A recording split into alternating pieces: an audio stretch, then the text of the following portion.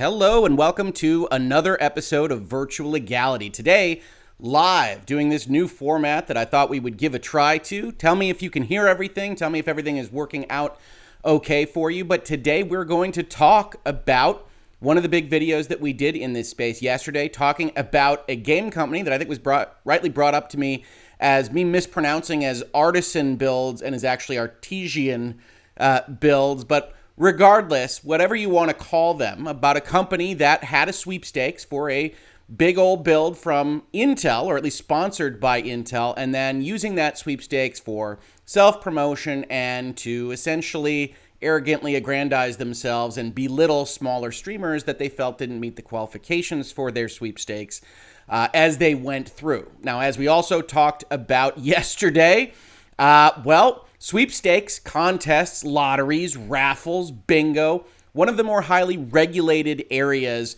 of law that generally faces social media folks, internet folks, influencers. Obviously, you go on YouTube, you go in various places, and you see a lot of the time folks putting out money, putting out sweepstakes goods, putting out things that sometimes, as I roll by them, don't look like they qualify for the various things that you need to qualify for in respect of compliance with these laws. And as we say here in Virtual Legality, sometimes that can be okay. The real politic of the situation is if it's small, if it's occasional, you might find yourself in some exception, etc.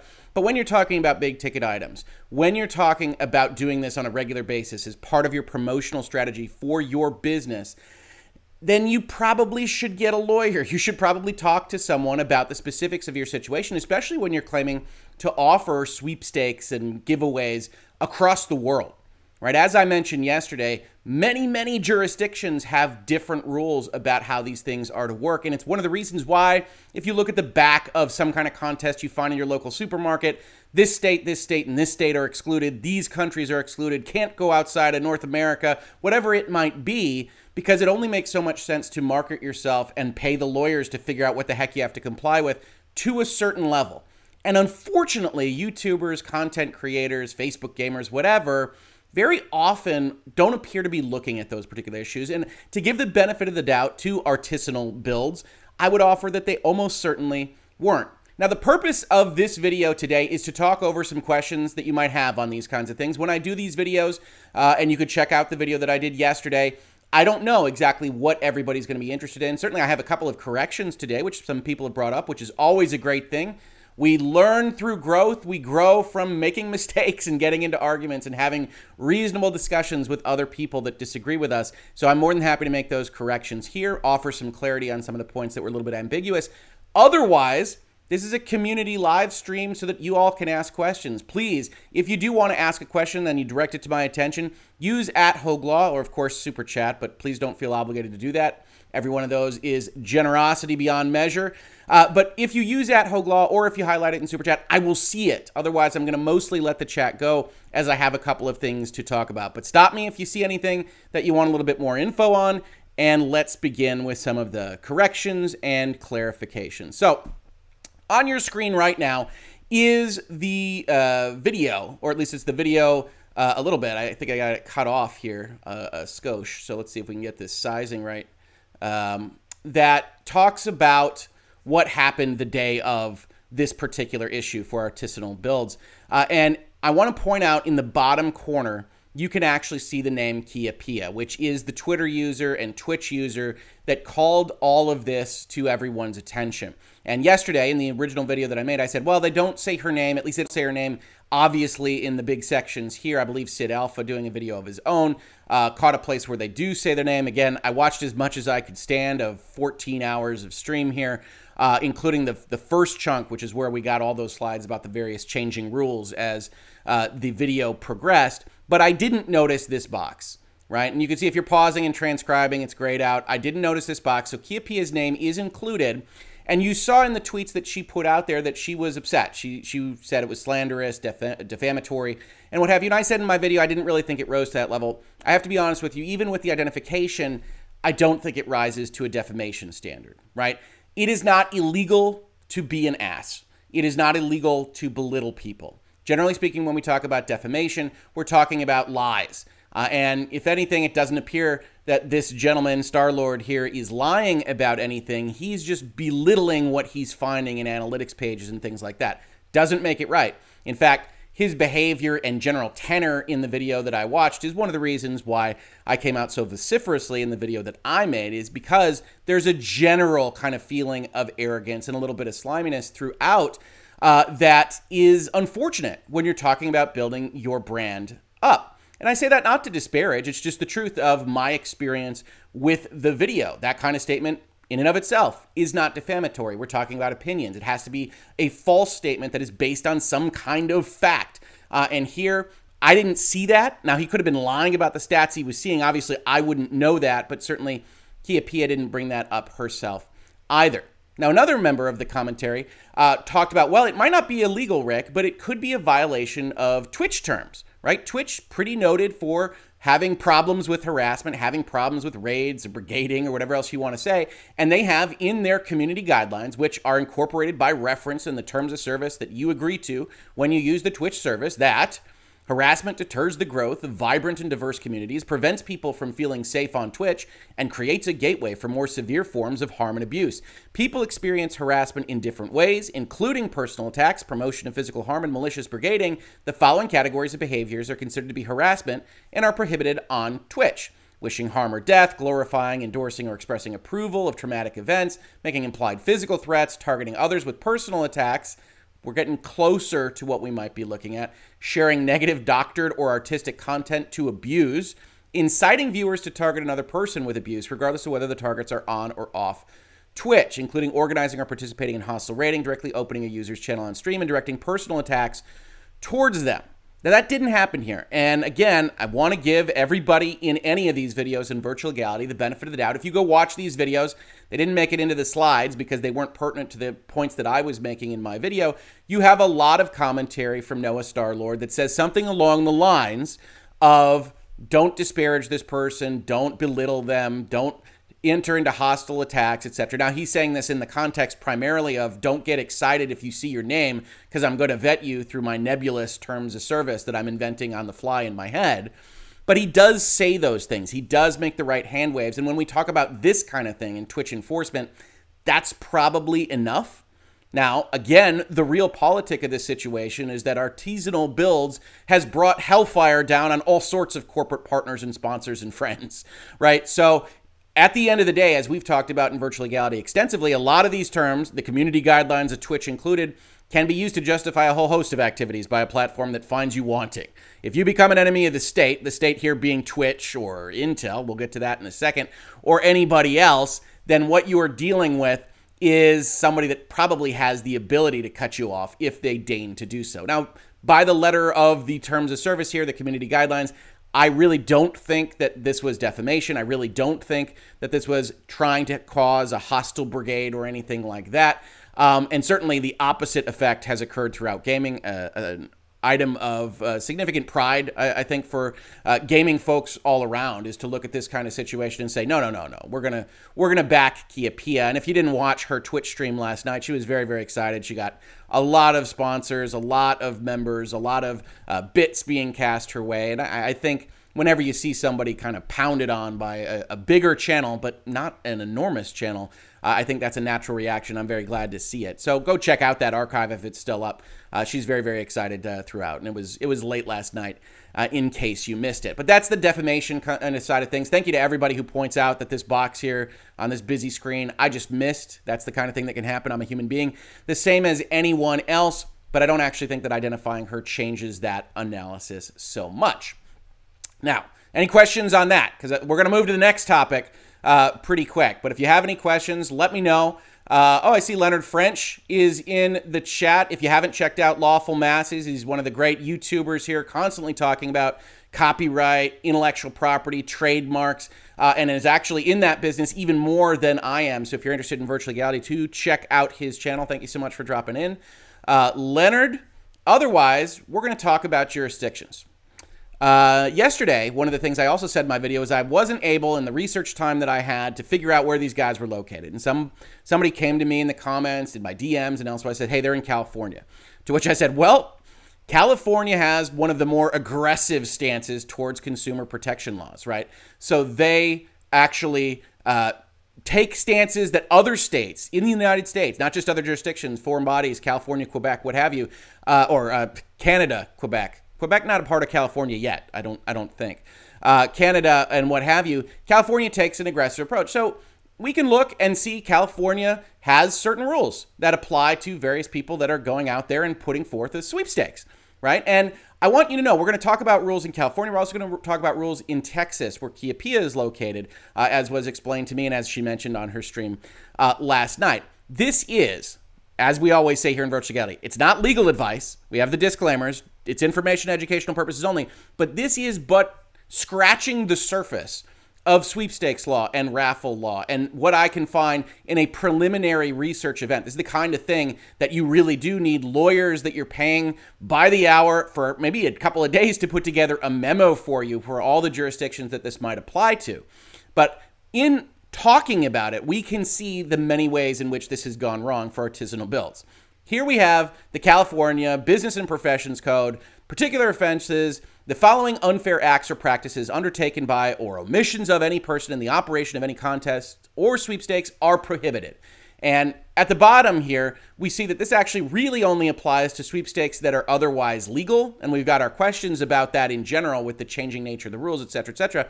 But this is, hey, you're running a sweepstakes. You're basically above board. It's going to be based on chance. Nobody's paying to get in.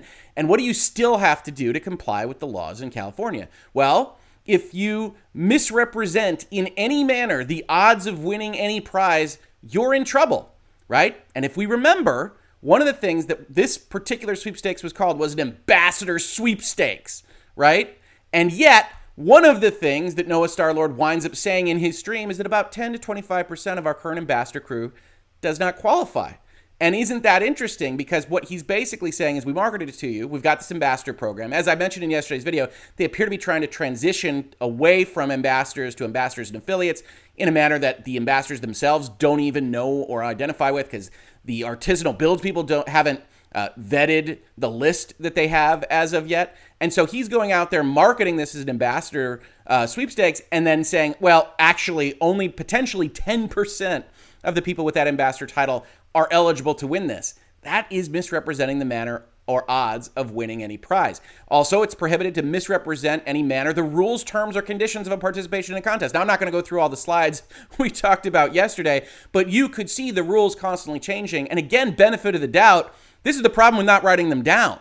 They're of the same vein as you hear them referenced again and again and again over 5 hours in a live stream, but they change every little so often, including which the last reference being to click-throughs and referrals, the one that gets Kia Pia kicked out, according to Noah Starlord himself, not being mentioned until just before that drawing takes place. So you've got those kinds of considerations already. It's also prohibited in California to fail to clearly and conspicuously disclose all of the following. I'm not even including everything here, but all rules, regulations, terms, and conditions of the contest, right?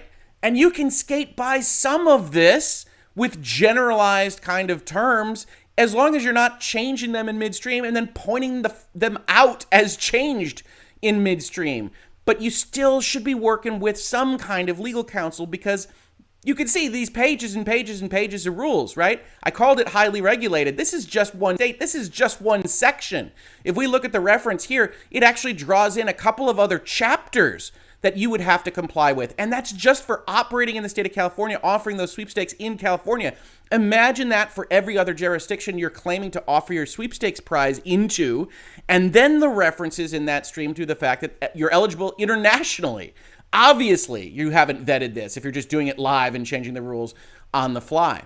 You can't fail to clearly and conspicuously disclose the exact nature and approximate value of the prizes when offered. This was one thing I noted that I didn't mention yesterday, which is that one of the things that they're doing in their stream is saying, well, if this many people are viewing us or these other things happen, then the value of the builds we're making will go up by $300 or $500, etc. Now, that's totally fine, but you don't actually have a baseline to compare that to. You don't know what that means. Now, I think he meant to apply that solely to the actual computers they were building, not part of the sweepstakes.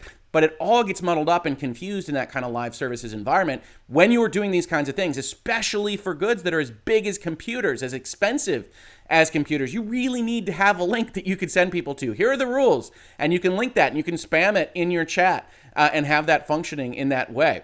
You can't fail to award and distribute all prizes of the value and type represented.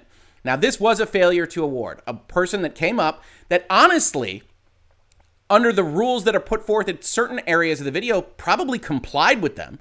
She had thousands of subscribers. She had recently streamed. She was an ambassador. She had the name of the company in the panel. She was honestly compliant with everything except the variations of the rules that Noah Starlord put forth. He failed to award that. And we're going to see them admit that in writing, in black and white, as part of the apologies that went out last night. And, of course, representing directly or by implication that the number of participants has been significantly limited unless such is the fact. Now, this was, in fact, the fact, as we saw, but it wasn't clarified. It wasn't clear what was limited, who was limited. In fact, even Noah Starlord is going through the stream saying, we'll see. We'll see what happens when it comes, right? There are things that he said, hey, I may award it if it's close. Close on which side? Before or after you actually meet that particular compliance threshold? We don't know. And I'll take a step back here because I do see a number of questions, including a super chat from Gecko Gamer for €5. Thank you, Gecko Gamer. You are very, very generous. I do find it interesting that the last statement from that resolved the scandal still mentions how supposedly generous and awesome the CEO is. I'm going to get to the statements. I will get to the statements, Gecko, because they aren't great. And certainly the hostage video kind of concept that we saw in the apology isn't great. And I'm not saying that to disparage artisanal builds or artisan builds on this. It is the nature of messaging and public relations that you have to be very, very careful with it. You have to vet what you say. And if you're not used to it, if you're not used to being in a crisis scenario, it's very easy for these things that we just saw to happen, but I still have to talk about them. Let's answer a couple other questions while we are here. At Hoeg Law, I have the website that Fake Starlord used to vet the winners. Oh, really? You have the website that was providing like the analytics data for Kiapia and the other folks that got that we don't name as much, even though they also got disparaged and belittled. Primarily, I think that is, and I think I've seen other people on social media talking about this. I think we don't talk about the other folks because Kiapia was the winner, right? She was going to get the computer, and then you go to the second person, that isn't the legitimate winner anyway. You go to the third person, that isn't the legitimate winner either way. So I think you get to that level, and it's Kiapia that is the star of the story because, as far as we can tell, she should have won, and Artisan Builds agrees, or Artesian Builds. Apologies. Nice at Hoeg Law, Lawful Masses. Some of my favorite content. It's not a question, but it did catch that you used my name, so I appreciate it. Hoeg Law, I just want to say thanks for always making fun and informative videos and hope everyone has a nice day. I appreciate it. Yeah, this is what this is all about, is hopefully getting entertainment and education and information out there at the same time for stories that are of interest to you as much as they're of interest to me. So thank you very much for that. And yeah, all right. So the W2 report live says, yes, we were providing that analytics data to Kiapia. That's very interesting. And certainly you do get into areas with those Twitch terms where it starts to feel the same way as some of the stuff they describe, right? You're watching their stream and you're belittling them. You're pulling up their analytics data and you're belittling them. If Twitch decided that you were an enemy of the state, I could see Twitch pulling the plug. I don't think they will because I don't think it's that obvious. And I certainly think they at least made the right hand waves and magic words to say, don't disparage this person, while then, of course, disparaging them in the comments to follow. So that's just California. That's just one section of the rules, and probably more than I highlighted actually apply in this circumstance. The point is to point out that all of these states are going to have various different rules and things that go along with these, including Texas, right? They sold into Kiapia. Kiapia was an ambassador, operates in Texas. You get some various rules here. And again, this is super long. You would absolutely need to do an actual legal research review, which this isn't in this video context or otherwise. I'm just highlighting certain areas that popped out to me. A person conducting a sweepstakes may not use a mechanism for entering the sweepstakes that, number 2, is not identical for all individuals entering the sweepstakes. The ambassador sweepstakes. and of which they already awarded certain things and didn't apparently do this vetting process. It's unclear. It's all very vague in the background of how this operated before you got to computers here. But suffice it to say, when you're Noah Starlord, you go out there and say, I'm going to do my due diligence on the grand prize. Don't mention any other prizes and imply that there were other standards for different prizes in the same sweepstakes. You start to get into trouble because your entry isn't identical.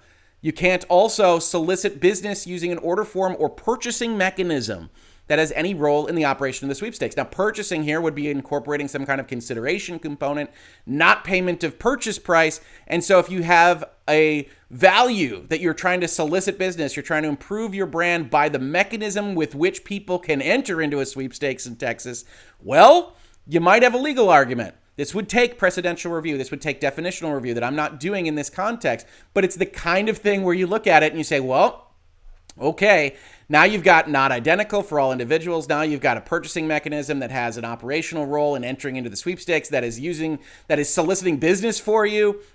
Texas might not like this so much. And you can proceed on through all of this. And the point is not to finish off with California and Texas. Very thankful for the folks that mentioned that Texas was the place here. It's to point out that every jurisdiction has rules like this. And it's not just about the winners. It's about whoever was participating in the sweepstakes, which at least ostensibly was your ambassador class. And do you even know where they all are? I don't know. But you have to be very careful with these things, certainly if you're going to act like you do on stream. If you're going to say these things, I don't recommend taping them and putting them out for the world. But if you do, well, then you're going to get probably a Virtual Legality episode at bare minimum, if not worse. If this is the only thing that happens, I think that Artesian Builds should consider themselves lucky. Just a heads up, the thumbnail for this stream has "Let's talk about Horizon pricing, PS5, and promises made." Yeah, that sounds about right. I was doing this fast. Let's see if I can change that on the fly. I don't know if I can. Should we see if we can do it together? This might happen. We'll see. All right. Tell me if that fixed it. I appreciate the note, by the way. It's fun to have a community helping me out with this. I make all sorts of mistakes when I'm doing those particular buttons on the fly. So please do let me know. Hopefully that changed everything. At Hoeg Law, do you think if they gave Kia a dumb prize like chocolates, we did see them offering those in various contexts, would that have helped them avoid issues? Random thought here. No. No, you want a computer? No, I'm not giving it to you. I'm instead giving you chocolates. Probably not going to win the day if an attorney general were to look at this kind of thing, if some kind of civil suit were to be brought. There's a number of cases that you hear in law school that wind up with things where there is effectively someone being taken advantage of. And the famous one here is that I believe it was a radio competition, but if I get the facts wrong on this, I apologize. There was a competition that said you have to do certain things, you have to participate in a trivia contest, whatever it was, to win a Toyota. And this was a big deal. Hey, a new car. I want a Toyota car. That's going to be fantastic. And when the winner won, I believe the way this story goes is that they gave them a toy figurine of Yoda from Star Wars, a toy Yoda. And this became a lawsuit for a failure of meeting of the minds. I think it was fraudulent inducement, all sorts of things like that. You can't play games when you have contests, when you have sweepstakes, when you do these kinds of things, because these are innocent people being taken advantage of, folks that are promoting their own business or brand. That's the kind of state of affairs where an attorney general or a government in general starts to say, hey, I want to enforce these because, frankly, from a political perspective, it looks good, right? Everybody hates these guys right now, rightly or wrongly, but that's the nature of kind of the human experience. As you see somebody getting ganged up on or beat up on or taken advantage of by a big fish, then a lot of us have the instinct to say that's not okay. And so you do see these instances where that kind of thing happens. And I think that is the end of the questions for right now. So I want to move on to talking about the statements that were made. We looked at Texas. We looked at California. We can see how some of these things get in trouble, right? We have the quote, if we pick people that are close to the cutoff, we may either give it to them or give them a secondary prize. This is an arbitrary judgment kind of call for what is supposed to be a giveaway, a sweepstakes. A giveaway and sweepstakes, by the way, that's corporately sponsored. And when you have a corporate sponsorship, Intel, big company, you're going to have certain commitments. One of those is, in all likelihood, that the way you conduct yourself with whatever we're sponsoring is going to be in compliance with all applicable law. So when you don't take this stuff into account, when you say, well, it'll be judgment-based, based on criteria that I will evaluate whether it meets quote-unquote cutoffs that I've established in various places in the stream, and then you look at California law, you look at Texas law that requires kind of specific rules, you see the problem immediately. And so you then see them doubling up on, hey, this has to be good for us. And understand, I've qualified that. I've put in a couple of comments to my earlier video that say, hey, that's doubling up, right? Ideally, you're doing a sweepstakes, you're doing a giveaway, you're getting eyeballs to your channel. You're also getting the secondary effect of people wanting to be in your ambassador program. So you're getting those benefits just from having the sweepstakes. That's why people generally do these kinds of things. Hey, come visit the channel. Maybe you'll win a copy of Elden Ring. Come visit the channel. Maybe you'll win a supercomputer. Whatever it might be, you're getting the benefit of that on the fly. And then you're kind of doubling up. You're saying, well, but we want it to go to someone who's of value to us.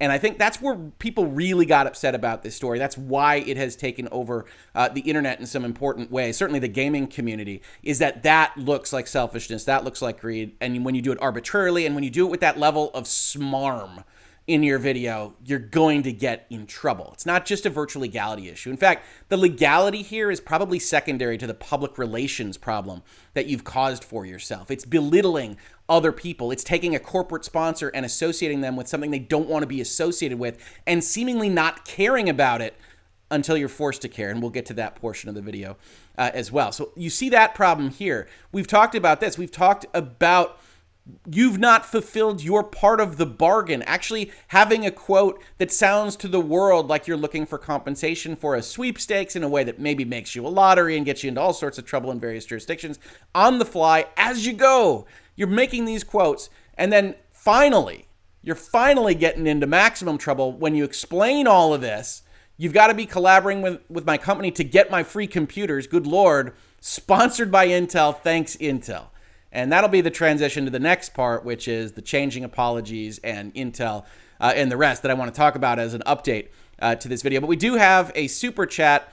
FSO Net 499, thank you so much. Another report today says Artesian went into forfeiture or something like that for California tax evasion. Could this contest have played into that? So backing up a step, what somebody sent to me was a statement that their franchise taxes hadn't been paid. And I think we probably shouldn't overstate the importance of that. Basically, the way this works in almost every state, as far as I know, in the United States at least, is that you form an entity in a given state.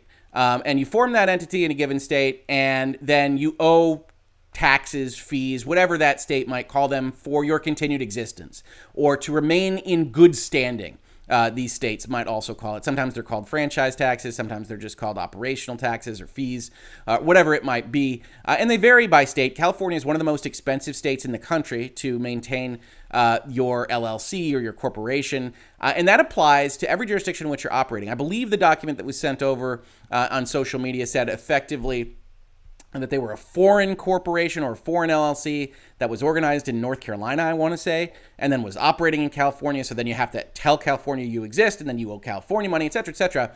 But if you neglect that, either because you can't pay, or more likely, when you're talking about founder-led companies, when you're talking about small-scale stuff that doesn't have a legal department, that isn't kind of following these things, and clearly they aren't following the dotting of I's and crossing of T's over at Artesian Builds, then you sometimes forget to pay them, right? And so if you forget to pay, normally states have a couple of grace periods. If you forget to pay, then you're going to go into non-good standing or forfeiture. They use some terminology, but if you look it up, it's essentially California saying you're not in good standing. And then most states essentially allow you to correct for that on the fly. They charge a penalty, they charge you interest for being late, but you can do it for a number of years. Here in Michigan, I think you can follow up for either 3 or 5 years if you miss that. Certainly my clients sometimes forget to pay their annual statements, but that doesn't generally cost you your corporate liability protection. It doesn't generally cost you your existence as an entity until some point that's further on. And now California might have done that here. I don't know. And I'm not a California lawyer, so I know enough to be dangerous on these various things across jurisdictions. But in general, that's a fairly light kind of foot fault. It's not the apocalyptic nature that they tend to put forth in their documents, right? Even my clients or other folks tend to get very excitable about this when you're looking at an acquisition target, for instance, and say, oh my God, they're not in good standing, et cetera, et cetera. For the most part, you can fix that at the end by making a big check to the state of Michigan or the state of California or the state of North Carolina or whoever else needs to be paid because you failed to do so up until then. Generally speaking, you can't avail yourself of the legal process and the courts and various things until you're in good standing, but it is retroactive to when you can fix the thing. So again, California lawyer would have to look at the specifics there, but I wouldn't think of it ordinarily as apocalyptic just from that. Thank you very much for the question. At Hoeg Law, why would they not have just made the lower level ambassadors into affiliates before the giveaway? Why did they think that this would go well? Just stupidity, arrogance. Yeah, I think so. I would be willing to bet that Intel or other corporate sponsors had timelines that they wanted to hit for their marketing initiatives. These guys were in the midst of kind of analyzing things. I don't know what their growth rate was, but it's the kind of thing that you see when somebody experiences growth very quickly. Right. So you've got this plan, you've got this ambassadorship. Frankly, when I looked at the ambassador page, I thought some of the numbers were very low, right? 1,500 YouTube subscribers isn't a ton. And so that's a threshold that you could probably hit. And I think at some point, they looked at that and they said, well, we're not getting the purchase. We're not getting the value out of these people having our names on their panels or otherwise at those levels. They need to be higher. Clearly, Noah Starlord thinks they need to be higher. So ordinarily, you would say, we're reevaluating the ambassador program. These are going to be the new standards. And if you're not at these standards right now, we're going to continue our relationship with you. We love you. You're the heartbeat of our company. Whatever else you say, if you're decent at PR, which we know Noah Starlord isn't. But you're going to be affiliates now. But we want you to be able to earn your way up to ambassador, et cetera, et cetera. Instead, what he says is you're grandfathered in. He says that in this video. He's apparently said that in the past. You're grandfathered in as ambassadors, except we don't want to treat you like ambassadors. So you've got this kind of material fact that is either fraudulent, if you want to call it deliberate and intentional, or at bare minimum negligent, not reckless disregard for the truth or how people might perceive it, that can get you into trouble legally as well. So I think they looked at it and they wanted the social benefits of saying you're grandfathered in. They didn't want whatever pushback there would be from potentially telling people that they were being demoted, but they also didn't want to give them the benefits of what they have ascertained internally as not getting the value proposition at those thresholds. So that's my best bet, but we're speculating and trying to read the mind of someone that was very clearly kind of pontificating on the fly during the 14-hour stream that I took a look at. Thank you for the question. At Hoeg Law, no questions here. Enjoying the conversation. Just wanted to say that you have a viewer from Iran. Not sure if that can become a legal thing. Well, fantastic. Thank you for checking it out. I'm always interested and enthused about the various geographies that I see on my analytics board. In fact, it was very interesting for me one day, I think it was this last year, where the United States fell below 50% on the aggregate. The viewers of Virtual Legality were something like, and I think they're still there, 49.2% from the United States, which meant that the rest of the world was the majority of the people viewing Virtual Legality. I thought that was very, very cool. So thank you for leaving a comment.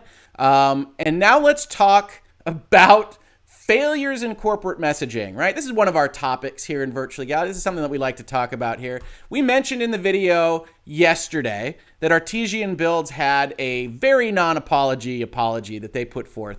And they said, hey, Twitter Sphere, I'm really sorry for the way we did parts of the giveaway today. We've given a lot of people a lot of awesome free tech, and that's not going to stop. If you want to talk, I'm here. That's kind of the point of being live so much. So we get one, I'm sorry if you're sorry kind of thing. And then we've given a lot of people a lot of awesome free tech. There's almost a belligerence here, right? I guess we did some stuff wrong, but I want you to know we give away a lot of stuff. Everyone in the Affiliate Ambassador program is eligible to get awesome free stuff. And again, you see here that internally they've made this transition, but externally I haven't seen it. And the actual grandfathering in is suggested that they did grandfather people into separate tranches, and they just didn't tell people that they weren't at this higher tranche, that only 10% of their existing ambassadors actually meet the higher tranche. So yeah, it's not great business. It costs nothing to join. You can always go and chat with me live. I've talked for a long time about being transparent. And then I think this actually gets broken. I think 3 is like different than 4 here. I'm not sure. So that's also good when you're making your big apology statements. So I don't know where 3 went. And he finishes off with, the easy way is to not be there for you, but I've been there for years. I haven't done much of anything else. I love interacting with you all, and I feel terrible that anyone didn't enjoy that process today. I feel bad that you feel bad. Please feel free to share ideas on how to improve. And I said in yesterday's video, that's not going to fly. See, somebody also mentioned to me, either on social media or in the comments, that it's terrible to think that you can lose your business, you can lose your public perception, you can be put in the spotlight for all the wrong reasons in one fell swoop, that this was one mistake. And I said, realistically, I think this is 2 fell swoops, that you can make that mistake. I still think it's horrible. You still shouldn't do it. And the fact that you did it is probably going to reflect negatively on you as a person for a while, at bare minimum. But then you have the opportunity to think about it, to consider the actions that you took, to consider the things that you said, and to have a real apology that says, my God, we shouldn't treat people that way. That's not what Artesian Builds is all about. We're going to make it right. I feel horrible, and have actual empathy for the situation that you put these various streamers in, that were carrying your name on your behalf, right? These aren't strangers, as they refer to them throughout the video while they're getting rid of or purging these various people. You can say these things if they're in your heart. If you even know that you should say them, you can fake it. The fact that it comes out this way is really problematic, which of course leads us to the big guns in the room saying, yes, we hear you. We know we're associated with this. It was a surprise to me, actually, when I was researching the video yesterday, that Intel was actually sponsoring this. And Intel Gaming has the following statement to make. Thank you to the community for reaching out to us. Intel Gaming values inclusivity for all content creators, and we aim to support the gaming community as a whole. We will continue to make partnership decisions based upon what allows us to reach all communities through our products. We strive towards welcoming streamers of all sizes to our programs and do not agree with recent negative comments directed towards small streamers. We're reaching out to relevant parties to address the situation. This is the passive aggressiveness that you get at the end of a cease and desist letter. Govern your actions accordingly. At the end of a litigation threat, whatever it might be, we're reaching out to the relevant parties to address the situation. So when this goes out, this is behind the scenes, the shit hitting the fan for Artesian Builds. And so after their failed apology, they go dark for a little while. Intel contacts them, and then a brand new apology pops out from the office of the chief executive officer. I just love this. That I don't see even giant corporations putting this at the front of their document. There's no reason to start an apology letter with kind of a broadcast billboard of narcissism. But you know, you do what you do if you're Noah Starlord here. From the office of the chief executive officer. I'm going to go through this entirely and then we'll talk about it. During last evening's live stream, I made a statement that has affected and hurt Kia Pia. I take full accountability and sincerely apologize for how my statement has hurt Kia Pia as a viewer and participant in supporting Artesian. Due to updated giveaway guidelines, which were not in alignment for this giveaway, I made the wrong decision to not provide the giveaway prize to the rightful winner, Kia Pia. This action does not reflect the values of Artesian. And I think the biggest issue is that they might. The statements I made regarding the updated giveaways guidelines were made under the wrong circumstance and were in no way appropriate. We would like to be able to provide new guidelines in the future that will allow everyone to participate in all and any giveaways.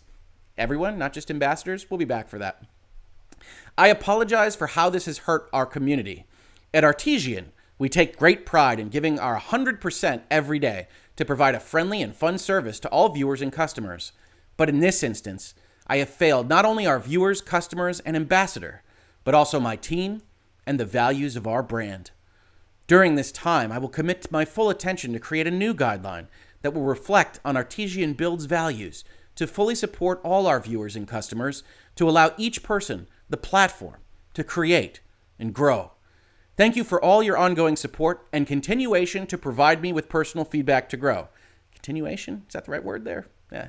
To Kia Pia, as well as any other streamers of any size that were impacted by my lack of sensitivity I sincerely apologize for hurting you in this process. To all of my ambassadors, thank you for your ongoing support. This brand would not be here without your support all these years. I truly apologize for the hurt that this has caused you. Noah Katz, Noah Starlord to us in Virtual Legality, and CC the Artesian Builds team. I don't know why you would draft this like it's an email memo. I'm pretty sure the rest of your company knows that you're sending out these kinds of statements, but there it is. You start out with just advertising, say, I'm sorry that you're sorry. You get a call from Intel. Intel has to go public, which, believe me, is not what Intel marketing wants to do because their partner has screwed up so badly, and then you pop out with this. Now, there's a couple of things to talk about here. I want to get to some of the questions before we do. First of all, at Hoeg Law, the fallacy with you can lose your business because of one fell swoop disregards AB's actions that brought about the fallout. Fair enough. That's Activision Blizzard, though. Oh my God. They have the same initials. I see AB as Activision Blizzard in my sleep due to the coverage we've had in Virtual Legality. Maybe if your initials are AB, you're just going to have some public problems here in 2021 and 2022. But yeah, our Artesian Builds that brought about the fallout. Yeah, I mean, I think that's right. It's over the course of 14 hours, but I can accept the argument. I believe in the fallacy of human beings, that you can actually have fault and that you can make mistakes, and ideally you can come back from them. But what you want to see then is actual reflection on things. Even in this statement, you have this kind of defensiveness, right? When you're on your second statement at the behest of a corporate partner, a corporate sponsor that was probably giving you money to do what they were doing substantially, then you probably shouldn't get defensive. You probably shouldn't have this like you're the freaking chief executive officer of Amazon or something that doesn't do this, by the way, when they're making these statements. And it just doesn't work, right? This CEO is clearly struggling with this situation. And honestly, having worked with a lot of founder CEOs and people that are thrust into these positions that don't want to be there, I do have empathy for Noah Starlord on this. But you got to actually do the self-reflecting. You got to try to not be squirming out of what you are talking about here. And that's unfortunately the way I think it comes across, right? And it's not helped, as we will see in the video that he puts out, which I will try to put forth here. Sometimes I don't have luck with my audio, but you guys can confirm that for me when we get there. And the obvious problem with this statement, I bet you've already seen it if you haven't seen this before, is that you go and you say, I made the wrong decision to not provide the giveaway prize to the rightful winner. And then if you put that as your sentence, the next sentence should be something about giving her the computer. Now, as it turns out, Keepia actually contacted various people, put some public statements out on Twitter. She refused. They offered her either a computer or the computer or whatever. And she said, I don't want to be in business with you at all. Take me off your ambassador program. I'm not accepting your computer. And she was also getting another computer at the time, which we'll talk about towards the end of this video. So that all makes sense and more power to her. But going back and sitting in Artesian's shoes for just a second, you can't have this. Because as you'll see on Twitter or social media or anywhere else, everybody, including myself, says that sure looks like you admitted that you didn't follow your own rules, that she was the rightful winner, and you didn't do anything to fix it. Now, the right thing to say here then is something along the lines, again, falling on your sword of, and we tried to offer her the prize, but because we had hurt her, we had burned that bridge, we had made that mistake. She rightfully chose not to deal with us any longer, and that's a decision we support and can completely understand. You have to answer that question in this statement, and you can fall on your sword if you're paying attention and if you actually feel these things, right? If you aren't the Starlord that showed up on that stream and you're actually reflecting on potentially losing your company over this kind of stuff. Because the other aspect of this is this starts to look like a chief executive officer out of his depth with potentially a business model that works, with potentially an audience that works, but a CEO that maybe doesn't. And that's not that unusual either. When you have a company, when you've got a founder that has the technology or the salesmanship or whatever to start it, they're very often not the CEO that builds it, that grows it, that takes it from small to big. And they are very often not the CEO that runs it as a fully big company. You have founders that are very good at founding and not so good at running. And here, you've basically got a liability as the spokesperson for your brand. And that's something that investors, if they were involved, would be evaluating behind the scenes, most definitely. Which leads us to the last aspect of the apology tour. which is this video. I'm going to see if I can turn up the audio here. Let me know if you can hear it. We're going to try to pause, watch this, and just talk about some of the things we see here, because this is the formal, emotional, I feel terrible about this, one of you videos. And so let's see if we can listen to it a little bit. Last night on our platform on Twitch, a platform that many amazing creators helped me to create in no small part, I glossed over a few amazing creators in a PC giveaway, and I absolutely should not have done that. So, first, we can tell that this isn't a statement that at least was carefully written or vetted, because he starts out by effectively implying that he helped create the Twitch platform, which, of course, he means the Artesian Builds platform on Twitch, but we already have that kind of setup. We already hear the kind of problematic nature of the sound coming out, so we don't know exactly why this is happening the way it's happening. So we've got issues with quality control. We've got issues with the statement coming out. And let's see if we can confirm that you all can hear it. Audio is good. Fantastic. That's working. Always like to hear that. Still a lawyer. I'm a tech lawyer. I work with software games. Still a lawyer. We're not really known for our tech prowess, so I appreciate the confirmation. So we do see those issues. We see the sincere pose. We see the politician that is trying to express empathy, but in some respects it comes across a little artificial. That's not going to change as we listen to more. Did it in a stupid way. Really stupid way. There, you of course see that he almost swears before deciding that swearing is probably not the message he wants to go out with. Extremely sorry about that. Kia, Strawberry, Protege, and any others hurt by this. I would not intend that for you, ever. If anyone was hurt by this, I would not intend that for you, ever. You can see the struggle already, right? Because this is the individual that did do those things, that was disparaging, that took glee in saying, and there's the re-roll, here's the reason, chatter babies, and gives an elongated purged in the middle of doing it. So you really have to think about what you're going to say here. And I don't begrudge him having to navigate these kinds of issues and the fact that it is very, very difficult to do so. It's very, very difficult for multi-million-dollar corporations to navigate something like this. So when I analyze this, this isn't to say that anybody can go out and do this. You put yourself in this position, but you probably should have talked to a crisis communicator between then and now. At least if your company is worth what you want it to be worth, and you want to keep your role. And it appears that they're still not doing this. We talked about the miswordings here. We talked about the weirdness of selling yourself. One thing I didn't mention is the weirdness of just mentioning Kia Pia here. I made a statement that has affected and hurt Kia Pia when you know in this video, or presumably you know at this point when that goes out, it's about an hour before this video, that you're going to have to talk about the other creators. And you're going to have to say, I didn't intend that for you. It gets really, really weird as these things go. So sorry. That's not how anyone should be treated. We have a platform capable of building people up. And we're going to use that platform going forward to do an even better job of building people up. Now, you catch the word there that's pretty interesting? The even, right? And that's what makes that statement defensive. This is why you want to write these things out, by the way, before you make these kinds of videos. I'm going to do an even better job of building people up. You should say, I'm going to do a better job, right? You right now are in the pit of despair. You are having to make this video because you failed. In fact, you didn't just do a bad job of building people up. You tore people down. So you don't want to go out there with the sentiment that you were going to do an even better job in this scenario. You're trying to express that you are humbled. You're falling on your sword. And it's just not working out so well for you. Never tearing them down. It will not happen again. So going forward, any ambassador is eligible to win the PCs. Okay, so you want to know poor places for a pause? So you're making your corrective action, right? You're going forward. You're going to say, all right, all of our ambassadors are actually eligible for what they say they think they're eligible for. We're going to have an ambassador sweepstakes, and you know what? We're going to bite the bullet and say that ambassadors are eligible for the ambassador sweepstakes. I mean, more power to you. But that pause in the middle makes it sound so much like, that kind of hostage video or under duress. There's a gun just off camera where, and there is, right? Intel is just off camera with this kind of stuff, doing these kinds of things. And he goes, oh, every ambassador will be invited.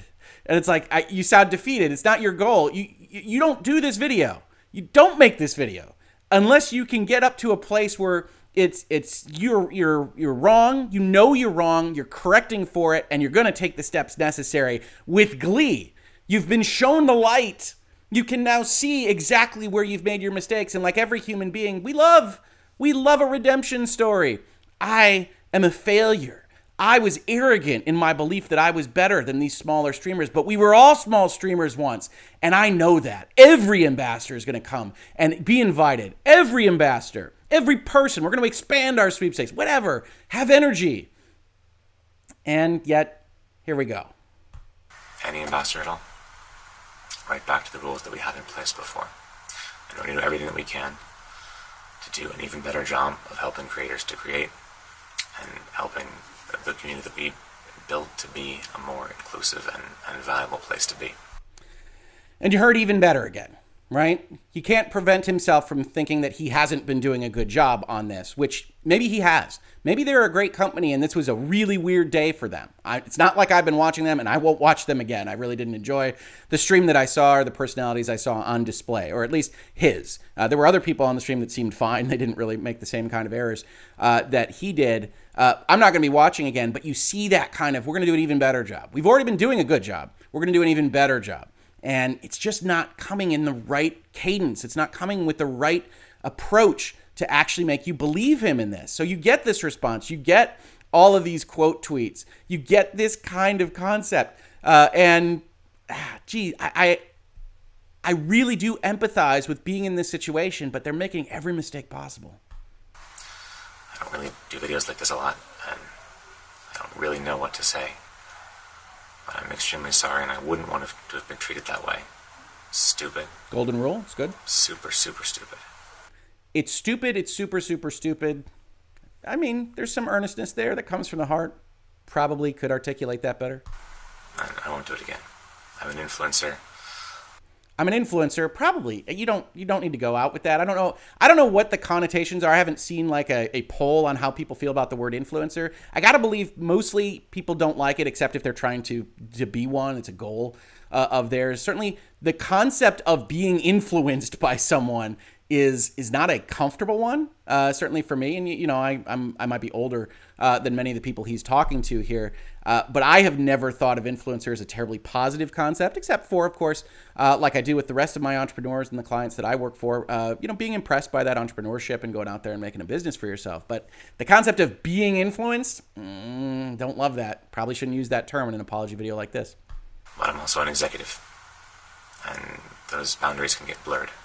Now that's the interesting part, right? He says, I'm an influencer, but I'm also an executive and those boundaries can get blurry. No, an influencer doesn't mean that you have to belittle people. I think he's trying to get at the notion that as an influencer, as a personality, I have to have personality. I can't just be the guy that's out there being very serious. And yet what we saw him doing was belittling on behalf of the executive, right? We saw a brand manager. We saw someone that says, I don't want to give this away because you're not valuable enough to my brand. That's how they coalesced. That's how they came together. So this bifurcation in the apology again rings false. You have at least 4 or 5 instances in a 1.5-minute long video that ring false again. And I understand trying to be sincere. I understand trying to commit to your humanity. But this is why you write these things in advance, which it looks like he didn't do, right? He says, I don't have to make these videos a lot. I don't even know what to say. I know what to do. I appreciate all the feedback from all of you. We spent some time. Do we think he appreciates the feedback? I'm not so sure. Looking at all of it, ingesting, thinking. We will do better. Thank you for your patience, and we hope to create amazing things together real soon. We will do better is a great message. We will do better is probably at the front end. That's where you should put it. You should say, I did wrong. We will do better. And stop with the defensiveness, stop with the even better, that kind of thing. We will do better is probably the best line he says in here. And it's at the 1:45 mark after you've already been through a number of false beats. So that's his night, right? This is all after the video, with the exception of the early apologies. This is after the video that we made yesterday. This is after the video that we made yesterday. This is after the video that we made yesterday. And you can see kind of a downward spiral, right? If I were them, I'd probably do the No Man's Sky or maybe even the Cyberpunk, depending on how you look at the history here, and you go dark. All right. I know you're in the business of going out there publicly with these various things, but at least Noah Starlord should probably go dark. And I have a couple of super chats to acknowledge here. $5 more from Gecko Gamer. I really appreciate it. I said this on Twitter already, but the Intel statement sounded ominous in a way that I expect this to come from an actual diplomat, meaning like politicians working in international situations. Obviously, a pretty fraught position as it stands today. But yeah, especially we're reaching out to relevant parties to address the situation. That's we're going to handle this. Measures are being taken. These folks should govern themselves accordingly. All the other fun stuff you can say as a lawyer. Definitely true, Gecko. And thank you very much for the super chat. And I'm going to get this wrong. Iman Rezu, $10 super chat with a dancing lemon. Thank you for the dancing lemon, Iman Rezu. I appreciate it. Thank you for supporting the channel. Hopefully you're having fun watching us analyze things like this apology video. What do some of you think in terms of the comments here? I've got one from Neil at Hoeg Law. I don't think that's what he means when he says he's an influencer too. I think he means that he's an influencer just like Kia Pia and the others he disparaged, so he should know better. Hey, I like that take. I like the thought process that I'm a streamer. I don't know whether Noah Starlord does separate video game streaming or anything like that, but that could certainly be a way that he's taking it. I certainly think the executive role there was the brand manager was trying to push for value in the company, and in that fashion disparaging those that he saw unfit to, shine his shoes. And that's why it came about so much. But I appreciate that, Neil. I think that's a great analysis. And let's give benefit of the doubt where we can, right? Let's give benefit of the doubt where we can. Let's not be Artesian Builds disparaging folks. Let's hope this changes something. Let's hope that this actually affects self-reflection on the individual in question, and that this mistake doesn't get made, not just because he knows Intel will slap him on the hand, but because it shouldn't be made. Because people shouldn't think that they're better than someone else because they only have 2,000 subscribers on Twitch. And I'll get to that notion at the very end of this video because it's very important to me. And I think it's a valuable human position to not just value folks on the value they can give to you. That's what we should be espousing in this community and in others. And with luck, that's the kind of notion that you can actually get changed in people's minds like this. So thank you, Neil, for that comment. Let's give that benefit of the doubt. I want to give that benefit of the doubt. At Hoeg Law, we will do better would be a good line if there were any indication of Noah actually endeavoring to do better. All I see is lip service and corporate nonsense. Yes. I mean, it's always actions, not words. But when we're talking about an apology video, when we're talking about someone going out with this kind of notion, we can at least comment from a messaging perspective at when messaging makes sense. And that message, which was buried at the end, is the best thing that he says in this video. Should have been at the top. And yeah, it should have been more sincere throughout. And unfortunately, I don't know about the sincerity here, right? If you look at this and you analyze these things, this sounds very much like someone who is struggling to say any of these things. And you're watching him struggle live on camera, through the statements, and of course, at the behest of the corporate sponsors that are probably not too terribly happy about this whole process. Mike Pierce with a $20 super chat. Thank you so much, Mike. Wouldn't a sponsor like Intel have discussed some form of behavioral conduct rules before sponsoring them? Depends on whether they've worked with them before, right? I don't know, again, the history of this channel. If Intel's been a sponsor a couple of times and they're used to how these things operate and they're comfortable with it, you can start to lighten up on some of the things that you would otherwise be vetting. But in general, in a sponsorship, you're going to have terms and conditions. You're going to have, we're going to give you this. We're going to give you this hardware. We're going to give you this money. You're going to make sure our card is up in the corner like they do throughout the stream. You're going to make sure that you comply with applicable laws. Right? If you're doing a giveaway, you're going to do those things. You're not going to say anything disparaging about Intel. Maybe they need to add, you're not going to say anything disparaging about really anybody, my man, in their contracts in the future. Although I'm not sure Intel is going to go with Artesian Builds anytime in the near future. But absolutely, you're having those conversations. Intel and their marketing team is combining with you for the same reason you want to combine with streamers of a significant size. They want to get some of that street cred. They want people to know about Intel. They want to know that they are sponsoring somebody that is liked in the community and get some of that goodwill. That's what marketing is all about. And if you don't give them that goodwill, they've got a problem. If you take away from that goodwill, well, then you've got a we're going to make statements and we're reaching out to relevant parties kind of problem. So what I like to say here in Virtual Legality is the words on the page are only the words on the page, right? You have the discussion with them. Maybe you put them in a terms and conditions of a sponsorship agreement. Maybe it's in an email. However it goes, some of these are a little bit more loosey-goosey than other corporate transactions and relationships and interactions. But at the end of the day, people are still going to do what they're going to do out there in the wild, and then you're going to address those problems as they happen, right? Intel sure as hell has a crisis communications and management team in their marketing side, and that's how this kind of stuff happens. You want to know what's a bad phone call and you're not having a good day is when they start getting all of this grief from these Artesian Builds folks, and then you find the business person there. Who signed these fools? Who made this contract? Did you do any vetting? And that's happening behind the scenes at Intel, right, which is still run by human beings at the same time. So it's issues all the way down with respect to some of these things. It's not Intel that sponsored them. It's some business and PR manager at Intel that said these guys are good for business, and then this happens. So yeah, it's not great all the way down. Just a shout out to the opposite of this, Daredrop, who gives out games keys if you have 100 followers or more to promote games. That's a small number in my opinion, sure. At Hoeg Law, the company's FTB in San Francisco has been suspended and apparently been found for tax evasion. Yeah, I talked about this earlier. It's failure to pay franchise taxes. That's not quite the same as tax evasion. That's not sending in the check necessarily. So I don't want to get into the business of talking about quantifiable facts that I can't be aware of on that score. But I will say, in general, there are a whole host of companies that are operating on a day-to-day basis that have foot-faulted and missed some of their annual payments or what have you. Certainly, it could be indicative of something worse. Certainly, it could be indicative of deliberately trying to avoid paying those things, but I'm not willing to go that far when I do know that a lot of companies just forget to do those things, fail to do those things, and that the state, effectively like a speeding ticket, has a system set up where they give you these penalties, they charge you this interest, that they know people miss these things, and it's actually already kind of contemplated in the systems that they have in place. So I appreciate that. Intel run by human beings, hashtag doubt. I think it's human beings. I mean, it's possible that they've developed Intel inside robots to run the enterprise. But that's what happened at Artesian Builds last night. And we'll see where they go from here. I think this probably isn't enough. We'll see if that has any impacts. I think some of the aspects of their business model could work. I mean, the making the computers that you order and making them on Twitch and kind of having that as a feedback loop makes sense as a potentially good business model to me, but I just don't know whether they can survive, certainly at the CEO level, with the kind of things that we saw in these statements. Of course, it could blow over by tomorrow if the next video gaming controversy or outrage pops up.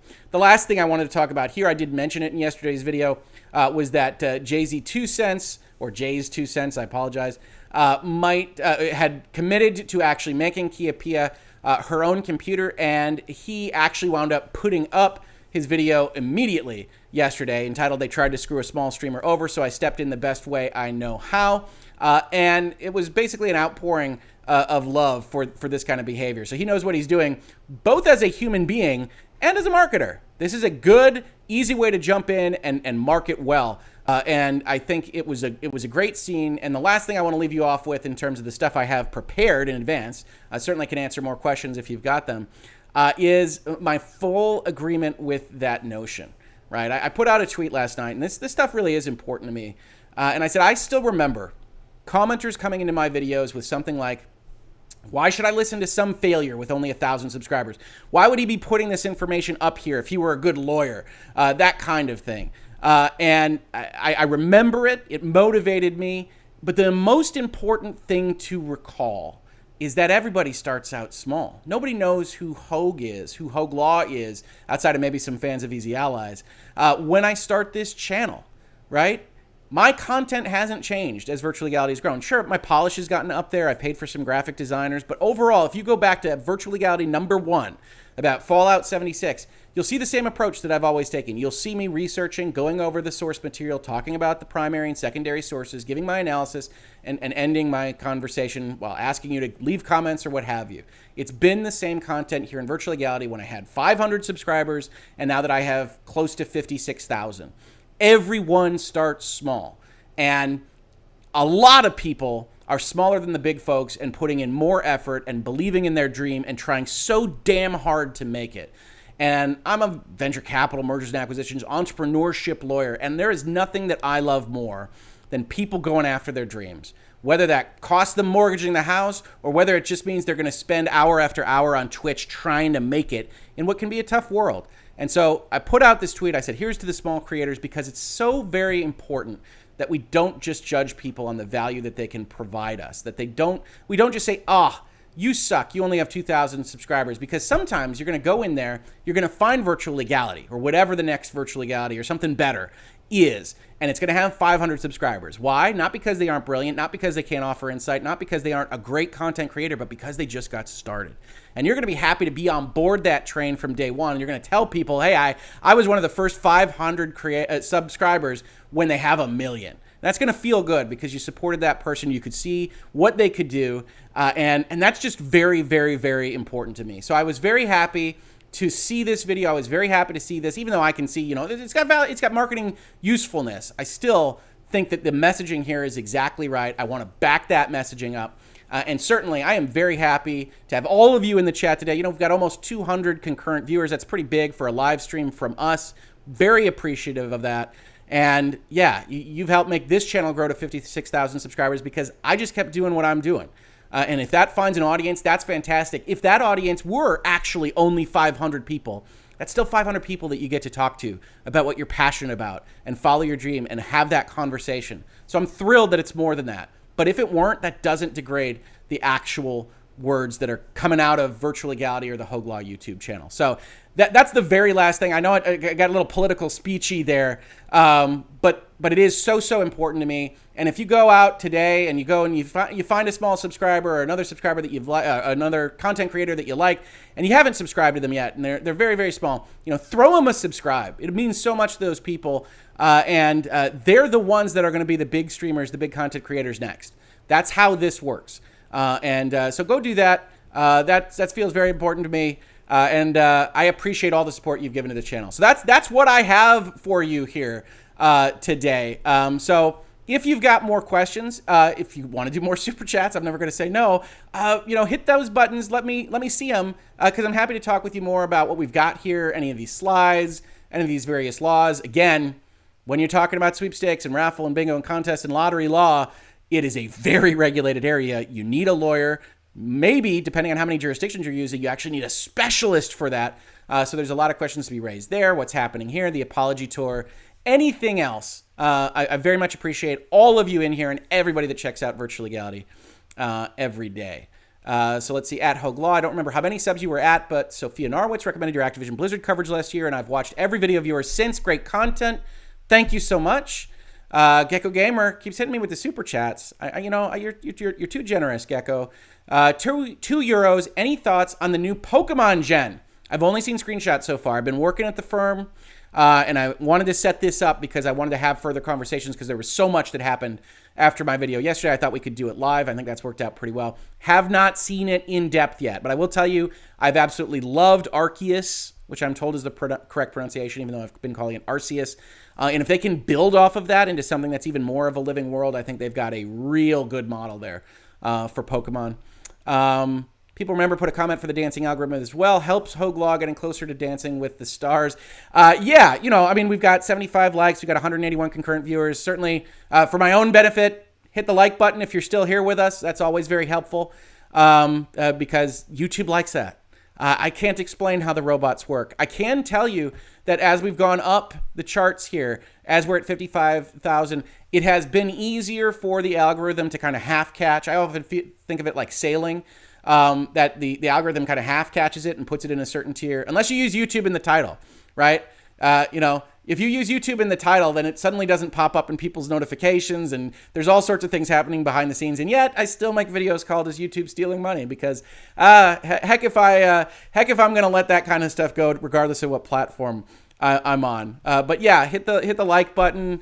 Tell people we're having these conversations. As I say here, we're supported on Patreon. I'm going to have another support mechanism, I think, for you, for folks that don't like Patreon very, very shortly. Working the details out on that, but keep your eyes on this space if you want to support the channel, but you don't like Patreon. Going to have another option for you, I think, pretty soon. But I've got the description for the Patreon below. You can sponsor episodes. You can have questions answered every month. that kind of thing. Otherwise, yeah, subscribing, telling your friends, having this conversation with people, saying, hey, there's this weirdo in Michigan talking about video games and technology and Twitch from this super odd perspective. But hopefully he's pretty funny and educational at the same time, and tell people about that. It's always very helpful when you tweet it out, when you put it on Reddit. Otherwise, every little bit counts, as I like to say, because as that number goes up, there is a multiplying effect. It's clearly working to accelerate that growth, and I very much appreciate it. Another question here at Hoeg Laws. Apologies if I missed it earlier, but how would you apply this to streamers and content creators doing live giveaways on Twitch, YouTube, etc.? Do you think it's a strategy worth pursuing? So I think sweepstakes have been one of the common promotional tools across all sorts of industries for basically, at least since the first person had the idea to give something away to get people in their market stall. So I think absolutely it can make sense. Bare minimum, you have to make sure you're not changing the rules on the fly and that you're going through a chance kind of mechanism without these kinds of secondary judgment evaluations. But I say that not as legal advice, because the one thing I would take away is there's all sorts of rules. So at bare minimum above that, make sure that you talk to someone, either a sweepstakes function company, or a lawyer that does these kinds of things. A lot of them will have a chat with you before you actually have to hire them and do these things to talk about whether they think that you need the actual work. And if they aren't willing to have that chat, well, you know something about them as well. And, figure out what it is that you can and can't do. A lot of the times we're talking about stuff that isn't likely to raise the ire of anybody. But you still want to be as compliant as possible. You still want to look to see if there's any rules on whether or not you have to register these things. There are certain states that say if you're giving away something that's more than $500, you actually have to register with us. You have to tell us that you're doing this kind of thing. And if you're not paying attention to what jurisdictions you're in, that can cause trouble for you. So I see a lot of people online operating free giveaways and sweepstakes and things like that. And the real politic is they're very unlikely to get in trouble. But if an attorney general were to find them out, or if they were to suddenly become somebody that was in the public eye like we see here in this particular instance, it is the kind of thing that can get reviewed. And I will tell you, I've had clients come in that have had a sweepstakes they tried to do. They got about halfway through. It wasn't working out. People were complaining, whatever. And it took more money or time or both to fix it than it took to get any marketing value out of the entire process. So you want to be very, very cautious with it when you're thinking about giving away things, because these states, various jurisdictions, various countries around the world are very concerned in this particular area about you taking advantage of people. And so you should be worried about how that looks from the outside at bare minimum. Relax Channel with a $20 super chat. Just wanted to say hi, and I like your new format much better. I apologize, Relax Channel. I'm very appreciative of the super chat. This is kind of an occasional type of thing that I do when there's a Virtual Legality kind of VOD episode that I think deserves additional clarification. As people that have been in Virtual Legality for a while probably know, they've seen me do this about once a week now for the last 3 or 4 weeks. I intend to probably keep that cadence up, but I am unlikely to move entirely to a live stream on this video because, as you can tell, there's a lot going on, and sometimes I need to work with potentially editing out certain things that I say wrong that are important to the material aspects of the video. I can talk a lot, but sometimes that's as much of a burden as a benefit. So we'll see whether I move to more of this live streaming stuff, but chances are I'm going to keep on going with VOD and then clarifying live streams after the fact. So I'm glad that you like the format. I'm going to keep doing this, I think. But as it stands, it's probably not going to be like the baseline foundational format of the channel. So I do very much appreciate it. And I very much appreciate the super chat. Chat is generous today. It's crazy. My community is very generous, and I'm very thankful for them. With that said, I think my voice is going a little bit. I didn't make myself a glass of water because this was a little bit impromptu. At Hoeg Law instead of Patreon, maybe a Hoeg Law OnlyFans. I don't think anybody wants that. The one change that I will make, though, is if I'm going to be on live videos more, I am going to get a couple of more Virtual Legality sweatshirts just so I can rotate it a little bit. This is the look I like on podcasts and videos and things, but I need a little bit more variation than I've been putting out there as of yet. So no OnlyFans, but yeah, I have gotten the message from a number of folks that they aren't comfortable using Patreon. I totally understand that. And we're going to see if we can't get essentially a second logo to put up here on this card that will have much the same kind of perks, but frankly, get more money into the channel rather than getting stuck at the platform level, and give others a way to support the channel that doesn't involve using Patreon. So that is in the works. We'll see how it goes, and we'll go from there. So thanks to everybody for popping in. Thanks for everybody's generosity in the chat. As I said, this will be archived. I will put it up in the Virtual Legality playlist as well. Otherwise, everyone have a great day, and I will see you on the very next episode of Virtual Legality. Virtual Legality is a YouTube video series with audio podcast versions presented as commentary and for education and entertainment purposes only. It does not constitute legal advice and does not create an attorney-client relationship. If you have legal questions about the topics discussed, please consult your own legal counsel.